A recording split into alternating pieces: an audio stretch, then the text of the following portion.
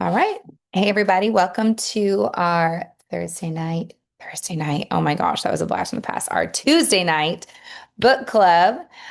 We are running through what to say when you talk to yourself, and we're covering chapters 19 through 21 tonight. Um, I Love I loved these chapters. I think they had I'm always like nervous because I remember when I did the wrong chapters for book clubs. Every time I say the chapters, I'm always like, right, right. And I wait for everyone to nod at me.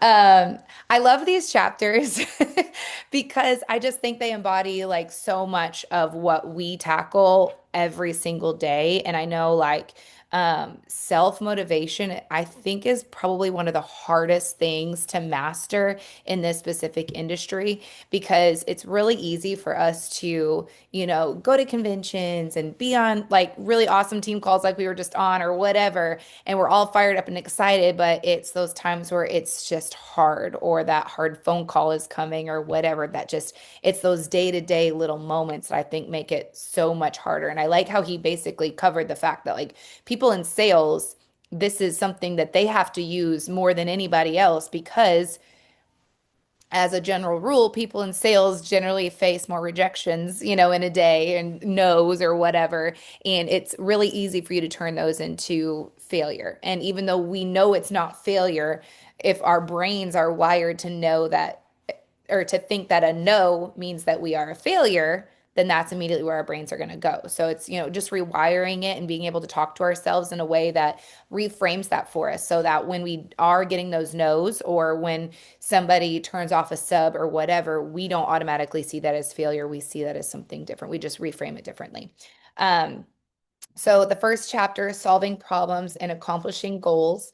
I This didn't help me. I ended up underlining most of the chapters. So I was like, well, this didn't really help me narrow this down on what to talk about or what to say. But I love that he says, for a moment, replace the word problem with the word challenge. Goals create challenges, and challenges create goals. Um, I thought it was interesting how he talked about overcoming problems and setting goals and reaching goals. Like it's all the same, like our brain sees it all the same, right? So whether we're trying to overcome an issue or whether we're trying to hit a goal, it's all the same to our brain. It uses the same brain patterns. To your subconscious mind, seeing yourself overcoming a challenge, solving a problem, and reaching a goal require the exact same set of directions. The self-talk is the same. Then he says you cannot solve a problem without reaching an objective. Um, I thought it was a little bit interesting too. Where was it on here?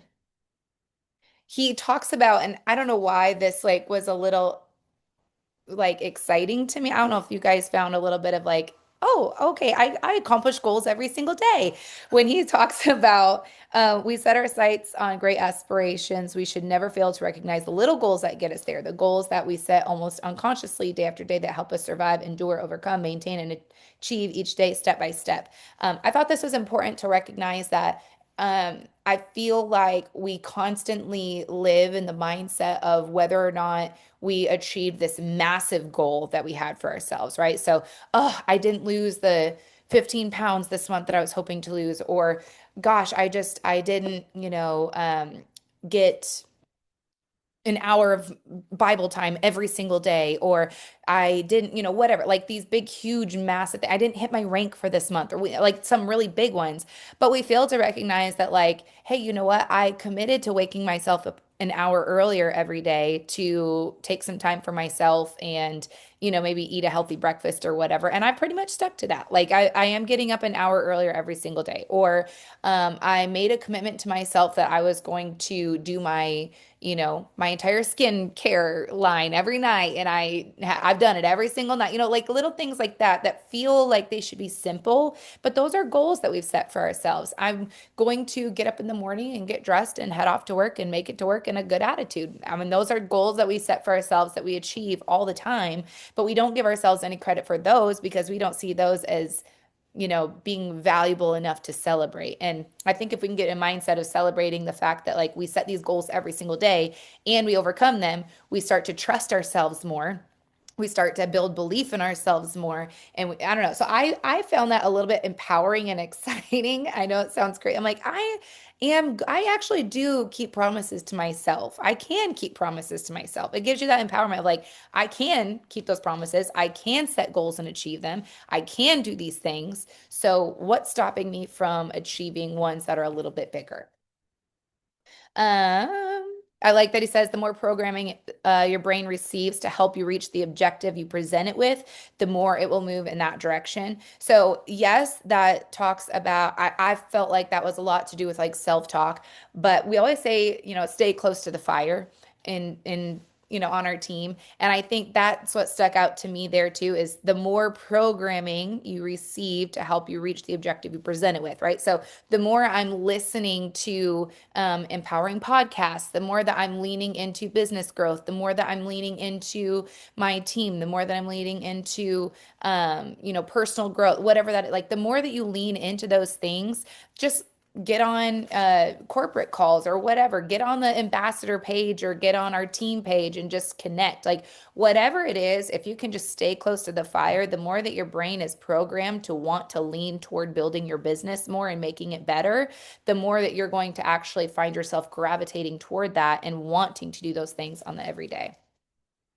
I underlined personally a bunch of these little things that he had in here. Um, Talking about being organized. I was like, yep, yep, that's something I'm trying to work on right now. Um, and then I like to wrap up this chapter. He says the key to good self-talk is that it covers the problem and it gets specific. When you want to fix a problem, fix the problem. When you want to achieve precise goals, even the little ones, give your brain clear commands. So instead of sitting down and just being like, I'm going to get all my IPA done today, like that, sure, that's fine, but that's a very generic goal, right? It should be more like, I am confident in my business. I know how to reach out to people. I close deals. People like me. People want to hear what I have to say. I enjoy reaching out to people. I enjoy like get really specific about those things that maybe feel hard. On one, I think it was actually on self-motivation on here. Yeah. Um, yeah, I'll get to that in a second. So, call those things out specifically. Don't just say, I'm going to get it all done. What are the things that feel hard to you? Like, start calling those things out and start steering your brain in that direction. As far as self motivation, that was chapter 20. Instead of relying on the outside world to motivate you, think about how much better it would be if you could always rely on yourself for that same motivation. And this one convicted me a little. Chapter 20. The self-motivation's hard for me if I'm being super honest.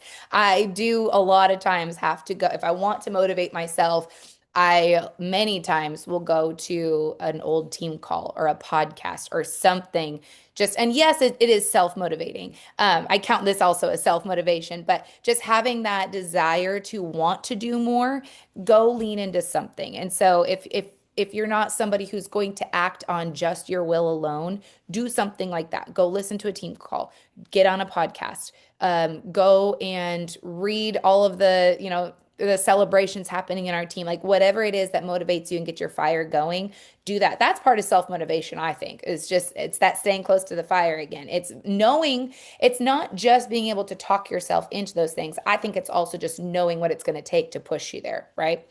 Um, and then what did I say over here? Oh, and I underlined a few of these, and the one I underlined is like I people like me, I feel good about myself, I have a sense of pride in who I am, and I believe in myself. Just because I think sometimes personally, I'm just speaking personally for a second, I can get into the brain space of like, do people even like me? Like that I know is a thought that I have internally, and I'm like, do people even want to hear from me? Do they even like me? And so and when I've tried to do that, I'm like, man, I'm just like over here lying to myself. And one thing that I wrote down here is like, if this isn't lying to yourself. When you're calling things out that you may or may not think are true, say you're not a very organized person, but you want to be. So you're saying, I'm an organized business builder, I'm a professional, whatever that is. It's not lying to yourself. It's steering your brain on where you're trying to go. It's looking at what that goal is and aiming toward it instead of calling out the negative things about yourself. It is just steering your brain. It's not lying to yourself. Because internally you can be organized. You are organized. You can be organized. That's not, it's just that you're choosing not to be, right? You're choosing not to reach out because you're scared of whether you're even liked. You're choosing these things. So you can be those things. So start calling them out. Um, I like where he says if you're going to shock your subconscious with the new words, you might as well give it a full dose. So go super heavy on the self-motivation. Like go big, go hard, and speak it out loud. I have found that when I am having a day that there and I've had them where you get up and you're tired and then the kids are fighting and all this stuff is going on and it's easy to slip into gosh, I'm just tired or whatever. And I've had days where I'm like, you know what? No. And I say it out loud. I am determined that this is going to be a good day. We're going to have peace in this house today. There's going to be no chaos. I'm not going to let my brain get full of chaos and mush. I'm going to be focused. I'm going to be in a great mood. We're going to have joy. And I've said these things out loud. And as a matter of fact, we generally do because I've chosen to put that out there. And not only for myself, but for my family to hear it as well. But I mean, it works but if I'm just thinking like, oh, I don't want this to be a bad day and I want to choose joy, and I'm just thinking those thoughts, it just doesn't have the same power behind it as just saying those things out loud. If you're a believer like I am, we know like the Bible says that there's power in our tongue. So speaking those things out loud and calling those things as if they are into fruition, that's a huge part of our walk with the Lord. And it's a huge part of building a really successful business too. We talk about affirmations often. Um, I already kind of touched on this, but I did underline on 162 where he says, we know that salespeople need to maintain a constant attitude of self-belief because of the number of times they're turned down. Every time the competition wins or when the prospect says no, the salesperson loses. In the mind of the salesperson who lost the sale, that loss represents a failure. Because of this, the field of sales creates the largest demand for skilled professional motivators. So if you're going to be successful in this industry and in this field, you really have to learn how to be a self motivator. You have to learn how to speak those things into existence to motivate yourself. You have to learn how to get yourself excited about your business. You have to learn how to fall in love with your business. You have to learn how to have fun in your business. Those are things that are possible. And I know there's days where it doesn't feel like it can be possible to just love your business and to have fun in your business, but I promise you, it is possible to have fun in your business every single day, whether it's you're going through a hard season or a good season. You can have fun in this. You just have to look at those things that excite you and start working towards those things. It's part of that self-motivation. What motivates me? Like, why am I not quitting? I remember Tiffany Wilson said this to me once. Like, why are you not quitting? Well, because of blah, blah, blah. Okay, well, that's self-motivation. I mean, you're not quitting for a reason. There's something in you that wants to keep going. There's something in you that is still motivating you to not quit. Now you just need to get it to get off the couch and motivate yourself into action. So it's there if you have not quit. You just need to learn how to activate it and get it out into the open. Um, so that made me think of that. Um, this one convicted me a little bit. I don't know if it did you guys on the bottom 164. Instead of igniting the spark of self-belief, too many salespeople, just like many of us in our own careers, solve the day's problems by avoiding the action we know we should take. Instead of spending a few minutes engaged in the highly productive activity of motivating ourselves to take action, we engage ourselves in talking ourselves out of action and into another cup of coffee. That kind of stung me a little bit because I've had those times where and then after and all day you spend all day being like, I need to get this done, I need to get this done, and then you go to bed with this heavy weight because you didn't get it done. If you would just motivate yourself and talk yourself into action instead of trying to find excuses. Excuses are just basically talking yourself out of action, right? It's all it is. Excuses are overcomable. Excuses can be pushed to the side. Excuses can be worked through. We all have reasons that this is hard. We all have reasons that we don't have time, or we all have reasons that we're, mentally not up for it today or whatever. We all have those things. It's just what you choose to do with those excuses on whether you can take your self-talk and motivate yourself to do the right thing, or whether you want to take your talk and motivate yourself and justify yourself into why you are justified in being able to sit there and this person over here doesn't get the same justification. I think a lot of us sometimes can be so frustrated with people that aren't moving or aren't doing things. And sometimes we do the same thing, right? We can justify it for ourselves, but sometimes we can't justify it for other people. Okay. And then the situational self-talk. Um, this was a good one. I know that I have worked through some of these situations before, where situational self-talk is not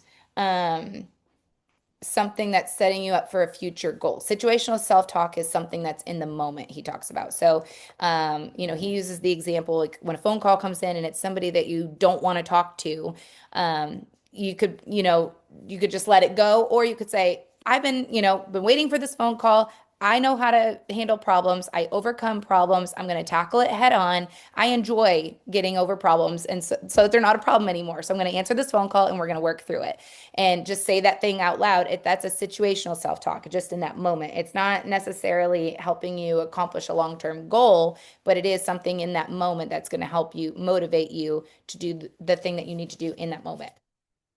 I wrote down a few notes here. Sorry, my computer keeps going off. Um, where's it here?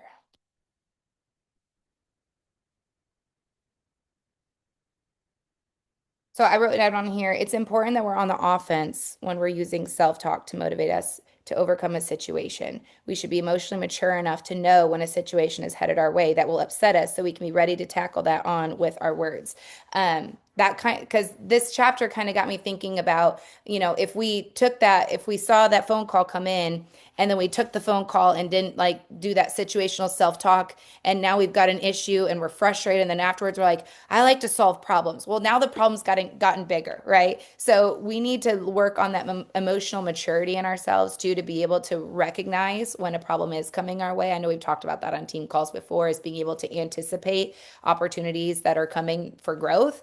And so when you're anticipating those things, you can tackle those things situationally before they even hit, like that phone call. I can talk about it before I even take that phone call, instead of waiting until afterwards when now it's messier. So I think it's important when we are using the situational self-talk to use it on the offense and not so much on the defense. Because if we wait too long and we aren't anticipating any issues or whatnot, then a lot of times we have a bigger problem that we need to like talk ourselves out of, which can be a little bit more challenging, right? So I think it's important when we are using this to just be able to look ahead and know what is coming. One thing that this kind of reminded me of too, and I'm going to wrap it up. I was in our sermon a few weeks ago, and our pastor was talking about David, and he was saying that he was built in his in, how did I forgot how he worded it, but he was basically saying like David was this amazing king that defeated, hundreds of thousands of men and had all these amazing things that happened, but what actually prepared him for this was all that he did in the field, right? Everything he did as a shepherd. He would worship and he would sing to the Lord, and he actually built his belief in himself in the Lord. He built that all up ahead of time. He anticipated, he knew God had big things for him. He knew that he was going to be used. He knew that he had something in him. So he constantly talked himself up and built himself up in the Lord. And he was consistently doing that in the field so that when God was ready to use him in a big way, he was already ready for battle. He was already prayed up. He had his belief up. He had all of that. So if you're in a season, I know it's sometimes challenging when you're in a slow season, or when you're in a what feels like a dead season in your business or whatever, to motivate yourself and give the soft self-talk and whatnot. But that I think is where it's even more important, because you're just setting yourself up and you're setting your belief and your mindset and all of that up for when your business does grow, that's your new autopilot so that you have that strong belief. Because if your business does grow and you don't have big belief and you don't have a positive mindset and you've not learned how to rewire your brain to do these things, it's going to make a bigger issue overall. So do these things while you're in the field with the sheep, right? Do these things while you're in a slower season and learn this really good self-talk. That way, once your business does grow and you really start having these massive teams and these big rank ups, you'll know how to move forward.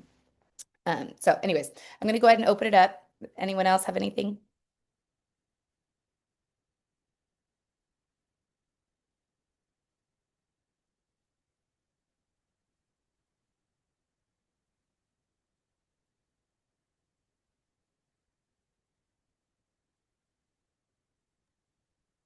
Well, I will share something quick. Couple things. One, he mentions near the beginning, he says it doesn't make any difference in to our internal computer what the problem is or even how big it is, meaning it could be the tiniest problem on the planet or the biggest problem, but what we tell ourselves about our problems will affect every action we take from that moment forward. So I feel like that is empowering to know it's not the magnitude of what we think the issue is or what it is, but we have ownership and ability to control our thoughts to some degree that are then going to affect our actions moving forward. Whether we freeze or we avoid or we, face it head on. We tell ourselves, and then I highlighted it was like perfect.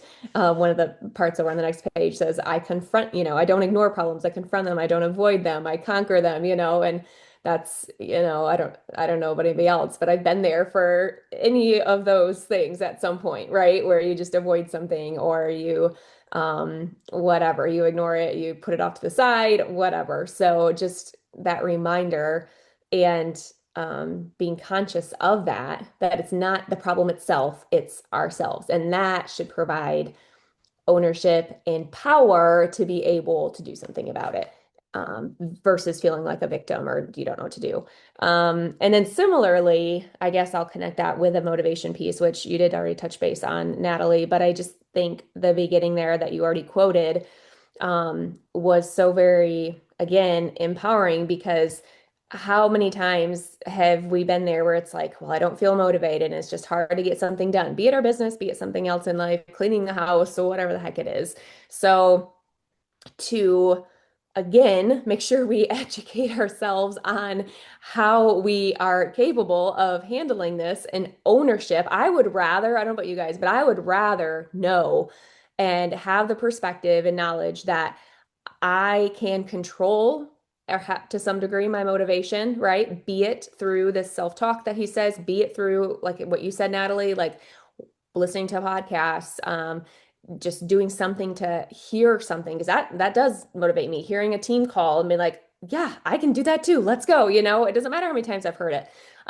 So we have some ownership there. I would rather have that side of the coin than the other side of the coin where you feel like, well, I'm not motivated and I don't feel like doing anything and I don't know, it's just gonna stay that way until something magically changes and then I'm gonna magically be motivated. Like I don't have control over that. That doesn't help me, that doesn't serve me, that doesn't change my position, move my business forward. It doesn't clean the house, right? So having that perspective and knowledge that yes, I have ownership over this and I can do something about it. And anytime we get caught saying, well, I'm not motivated to get this done, like that should be an instant trigger. Like, nope, no more. We're not allowed to say that. I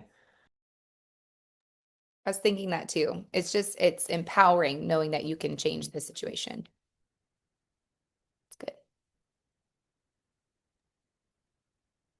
So, one of the things I thought about was so I am, as many of you know, a very highly competitive individual.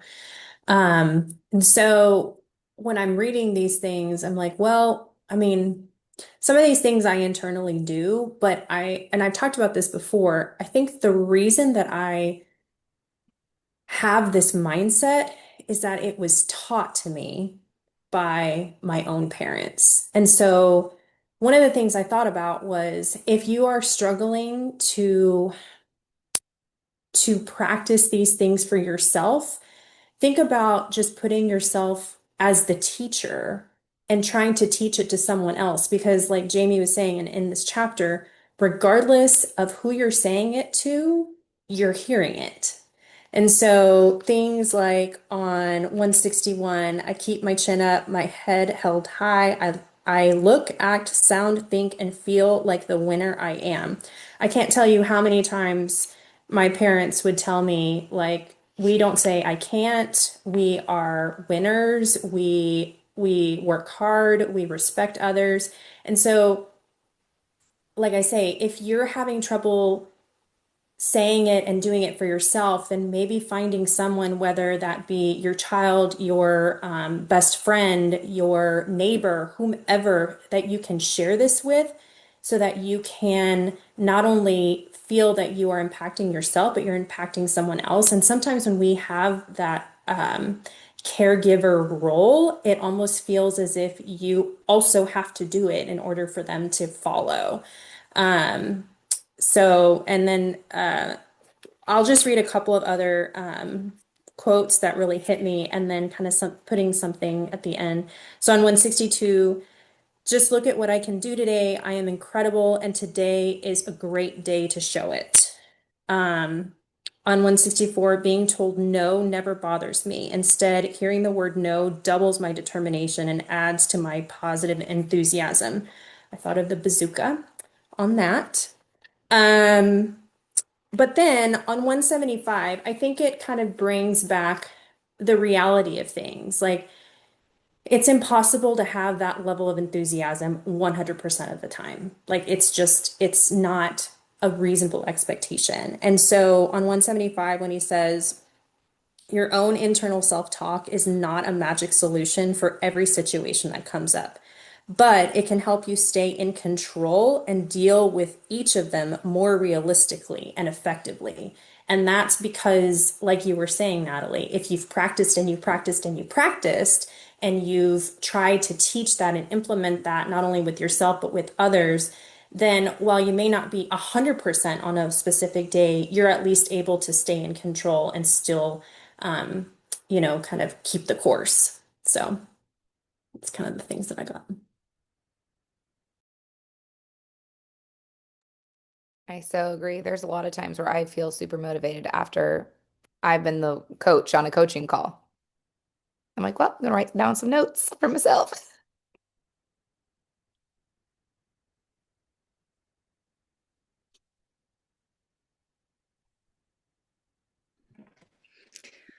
On page 152, I feel like he said this in a variety of ways, and I might have even said this, but I just keep going back to this in the book.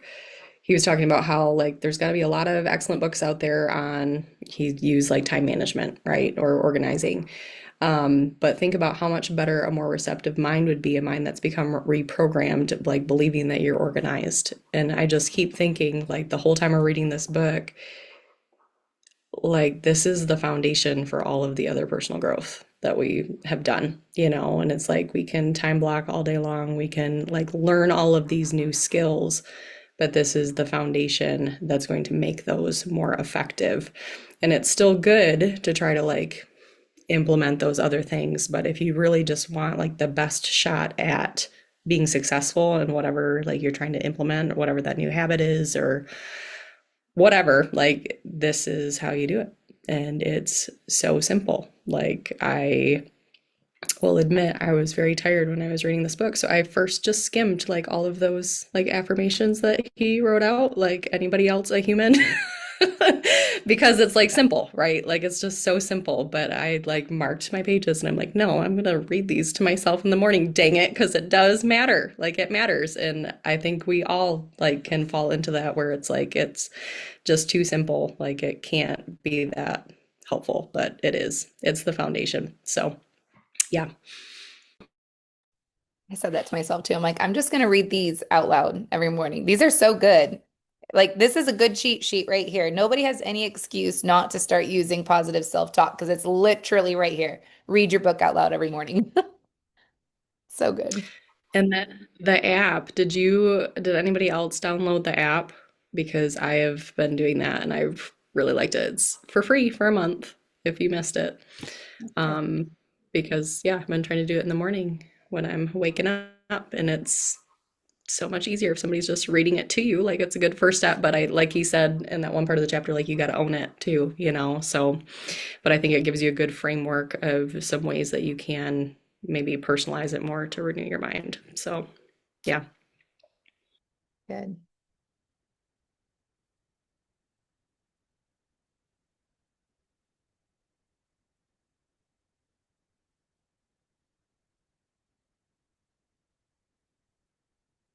Anyone else have anything to share?